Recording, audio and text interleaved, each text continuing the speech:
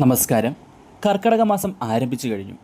ഈ കർക്കിടക മാസം അവസാനിക്കുന്നതിന് മുൻപായി തൊടുന്നതൊക്കെ പൊന്നാക്കി മാറ്റാൻ സാധിക്കുന്ന 8 ഭാഗ്യ നക്ഷത്രക്കാരുണ്ട്.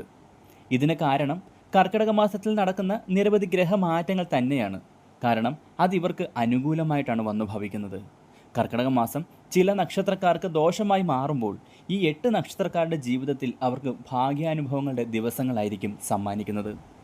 ഇവർക്ക് ഏറെ നാളായി മുടങ്ങിക്കിടന്ന വീട് പണി പുനരാരംഭിക്കാനും അത് വേഗത്തിൽ പൂർത്തിയാക്കാനും സാധിക്കും. ലോട്ടറി പോലെയുള്ള ധനഭാഗ്യങ്ങൾ വന്നുചേരും.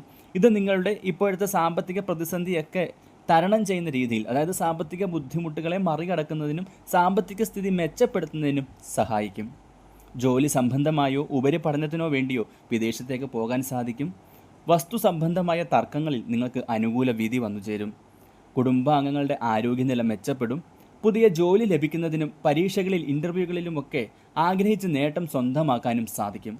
ഇതിൽ നിങ്ങളുടെ നക്ഷത്രം ഉണ്ടെങ്കിൽ നക്ഷത്രം കമൻറ്റ് ചെയ്യാൻ മറക്കരുത്.